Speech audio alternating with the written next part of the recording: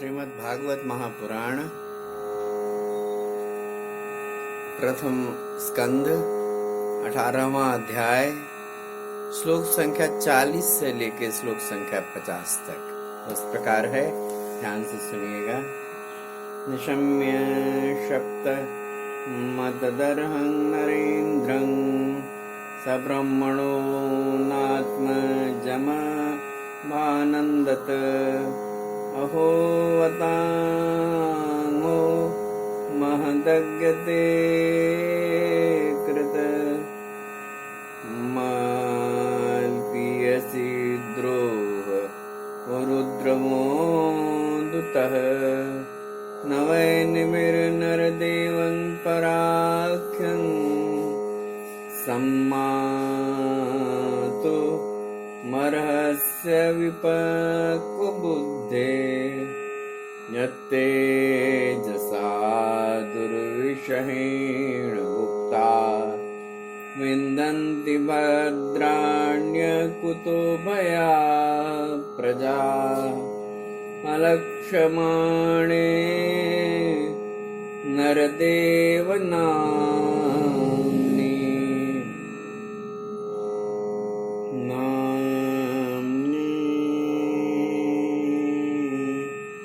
रथांगपाणा वयमंगलोकः तदा हि चौरप्रचुरो विनक्ष्य करक्षमाणो विवरूतवत्क्षणात् तदह्यनः पापमुपैत्यनन्वयन् यन्नष्टनाथस्य वसोर्विलुम्पकात् परस्परं घ्नन्ति शपन्ति वृञ्जते पशून् स्त्रियोऽर्थान् पुरुषस्य वो जनाः ददार्यधर्मस्य विलीयते नृणाम् वर्णाश्रमाचारयुतस्त्रीमयः ततोऽर्थकामाभिनिवेशितात्मना शुनाकपीनामिव वर्णसङ्करः धर्मपालो नरपतिः सतु सम्राड् साक्षान् महाभागवतो राजर्षिर हयमेधवायाट क्षुत्रिटश्रमयुतो दीनो नैवास्मक्षापमर्हिते अपापेषु समृद्धेषु बालेनापक्वबुद्धिना पापं कृतं तद्भगवान् सर्वात्मा क्षन्तुमर्हति तिरस्कृता विप्रलब्धा शप्ताः क्षिप्ता हतापि नास्य तत् प्रतिकुर्वन्ति तद्वक्ता प्रभवोभिः इति पुत्रकृताघेन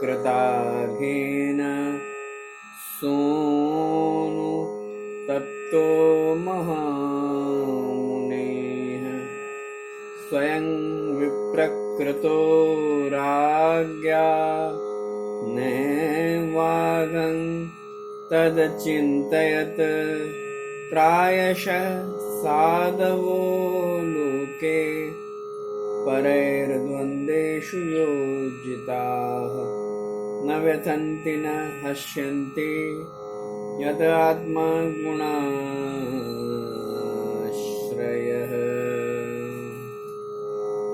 अभी आप श्रीमद् भागवत महापुराण से पाठ सुन रहे थे। प्रथम स्कंद 18वां अध्याय श्लोक संख्या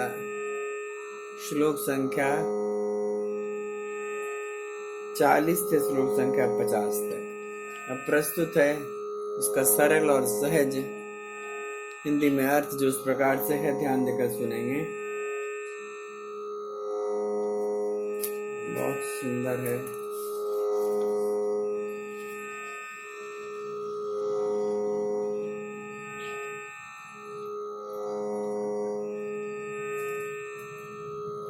उसे फेंक कर उन्होंने पुत्र से पूछा, बेटा तुम क्यों रो रहे हो, किसी तुम्हारा अपमान किया है? उनके इस बात पूछे हुए बालक ने सारा हाल कह दिया। महर्षि शमी ने राजा के शाप की बात सुनकर अपने पुत्र का अभिनंदन नहीं किया। उनकी दृष्टि में परीक्षित शाप के योग्य नहीं थे। उन्होंने कहा, ओह मूर्ख बालक, तूने बड़ा पाप किया है। खेद है कि उनकी थोड़ी सी गलती के लिए तूने उनको इतना बड़ा दंड दिया। तेरी बुद्धि अभी कच्ची है। तुझे भगवत स्वरूप राजा को साधारण मनुष्यों के समान नहीं समझना चाहिए, क्योंकि राजा के दुस्सह तेज से सुरक्षित और निर्भय रहकर ही प्रजा अपना कल्याण संपादित करती है। इस समय राजा का रूप धारण करके भगवान पृथ्वी पर नहीं दिखाई देंगे, उस समय चोर बढ़ जाएंगे और आरक्षित भेड़ों के समान एक क्षण में ही लोगों का नाश हो जाएगा। राजा के नष्ट हो जाने पर धर्म आदि चुराने वालों से चोर जो पाप करेंगे उसके साथ हमारा कोई संबंध न होने पर भी वह हम पर भी लागू होगा, क्योंकि राजा के न रहने पर लुटेरे बढ़ जाते हैं, वे आपस में मारपीट गाली गलौज करते हैं, साथ ही पशु स्त्री और धन संपत्ति भी लूट लेते हैं। उस मनुष्यों के वरना क्षमा आचार युक्त वैदिक आर्य धर्म लुप्त हो जाता है। अर्थ लोभ और काम वासना से विवश होकर लोग कुत्तों और मंदिरों के समान वर्ण शंकर हो जाते हैं। सम्राट परीक्षित तो बड़े ही यशस्वी और धर्म धुरंधर हैं।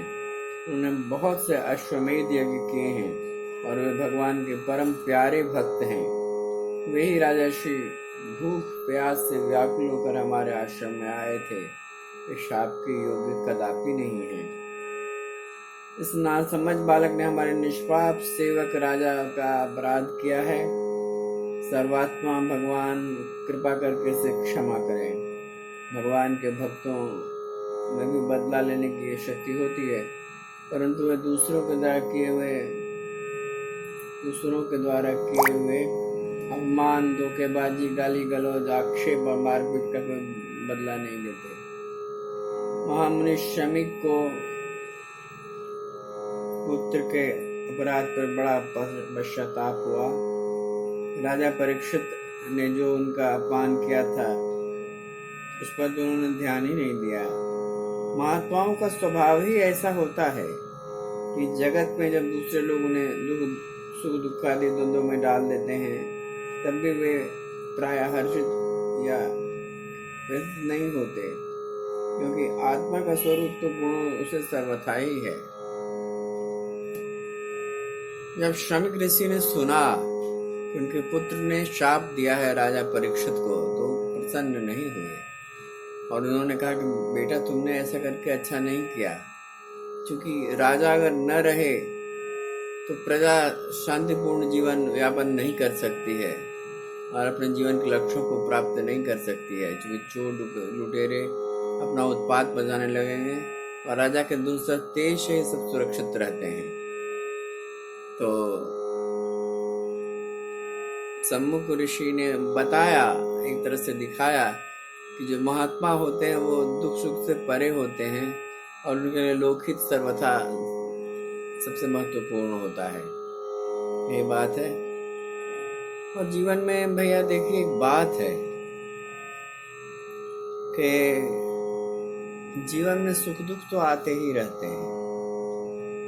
यदि हम प्रत्येक सुख दुख से प्रभावित होते रहेंगे तो हमारे जीवन में जो लक्ष्य है उसे हम प्राप्त नहीं कर पाएंगे। तो हर काम करें, जीवन का हर काम करें, लेकिन लक्ष्य को याद रखें।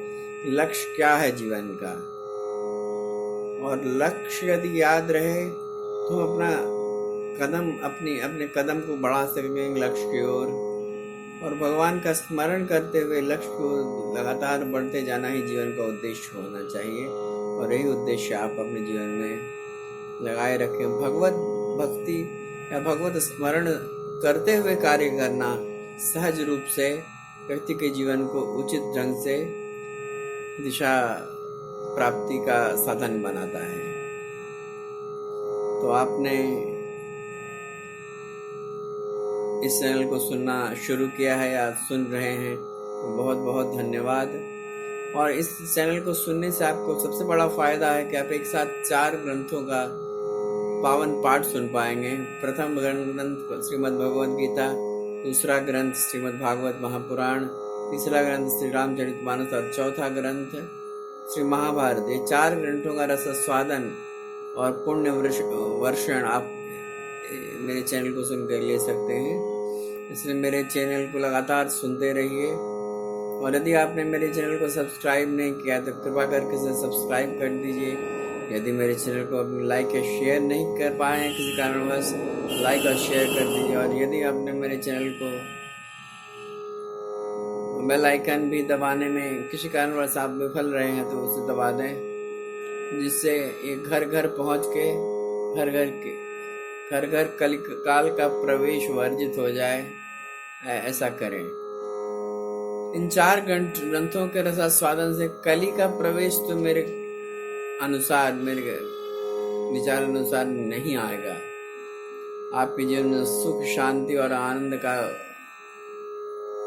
वर्षण होता रहेगा और बहुत आनंद, बहुत प्रभु कृपा आपके ऊपर बरसती रहेगी।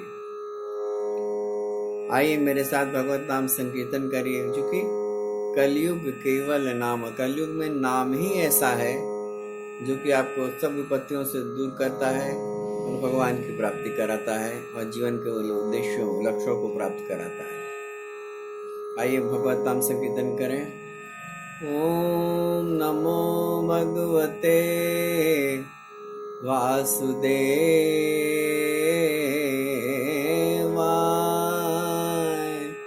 ओम नमो भगवते वासुदेवाय।